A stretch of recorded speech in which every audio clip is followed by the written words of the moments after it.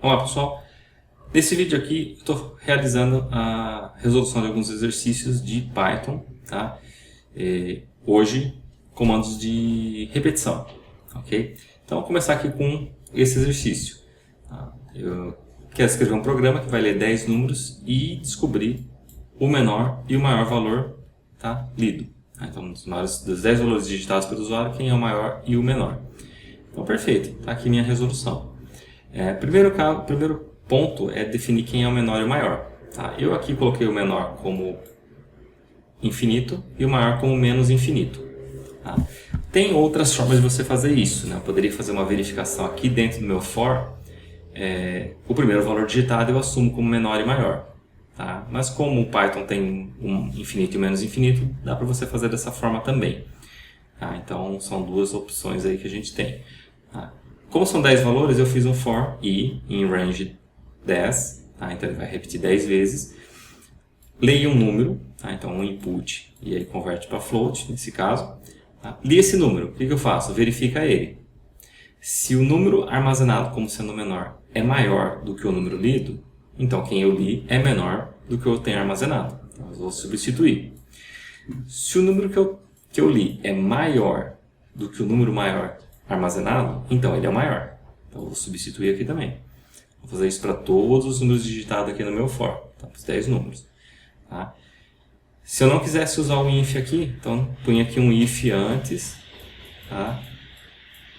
Que faria o quê? Verificaria se o meu i é igual a 0. Se ele fosse igual a 0, eu ia colocar que o menor e o maior são iguais a número. Tá? E depois fazer essas verificações. Então é uma outra forma de se fazer isso. Percorreu todo o for, é só exibir o maior e o menor. Então, usando aquela notação nova, você põe um F aqui na frente da string, você não precisa separar as variáveis por vírgula, você só coloca elas dentro de chaves, que ele já vai sair formatado dentro do código, tá? Na execução do código. Perfeito? Vamos para mais um exercício. Então, eu quero fazer um programa que calcule e mostre a soma dos 50 primeiros números pares. Tá? Então, eu quero somar 50 números pares. Então, vamos lá. O 2, o 4, o 6, o 8, o 10. Tá? Então eu vou contando. 2, 4, 6, 8, 10. Não são os pares até 50. São os 50 primeiros pares. Tá? Então tem uma pegadinha aí. Então, como é uma soma, eu vou ter que criar ela aqui e inicializar com 0. Aqui eu fiz de duas maneiras esse exercício. Né? Como eu quero 50 primeiros pares, eu tenho que lembrar uma coisa. Para todo par tem um ímpar. Então, o 1 é ímpar, o 2 é par, o 3 é ímpar, o 4 é par. Então, os 50 primeiros pares eu tenho que ir até o número 100. Tá? Por quê? De 1 a 100 eu tenho 100 números. 50 pares, 50 ímpares. Tá? Então, eu fiz um range aqui de 1, aí eu pus o 101 aqui, porque ele sempre para no anterior. Então, ele vai parar no 100. Então, ele vai de 1 a 100. E aí eu verifico. Se o meu i, o resto da divisão dele por 2 é igual a 0, ele é par. Então, eu vou fazer o quê? Soma, recebe, soma mais i. Estou somando os pares. E aí eu exibo ele aqui. Ó. Perfeito. Uma outra forma de fazer é, bom, se eu sei que os números pares, tá, são sempre alternados com os ímpares, eu não preciso ficar verificando se é par ou ímpar. Basta ir de 2 em 2.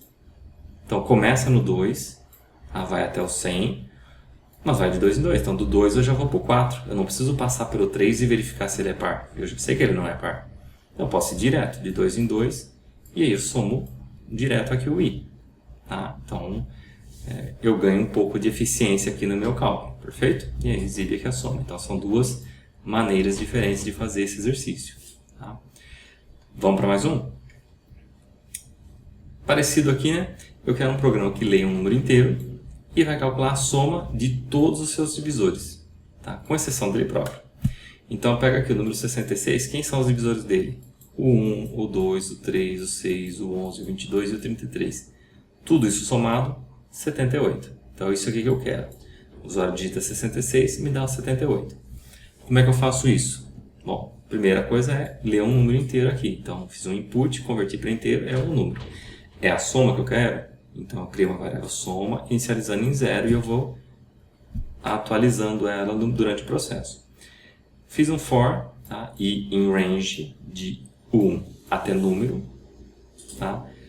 Ah, tem que excluir o próprio número. Bom, o range já está excluindo, né? Porque se eu pus o número aqui, ele para em número menos 1, ou seja, não vai incluir ele. Perfeito. Agora tem que verificar se é um divisor. Então, se o número, tá? O resto da divisão dele por i, então i são os valores que eu estou testando. Se isso der 0, é um divisor. Então eu vou lá e somo. Soma mais igual i. Então soma recebe, soma mais i. Então para cada número, tá? De 1 até número menos 1, para cada valor ali, eu vou verificar se ele é um divisor do número digitado. Se for, eu vou lá e coloco ele na minha soma.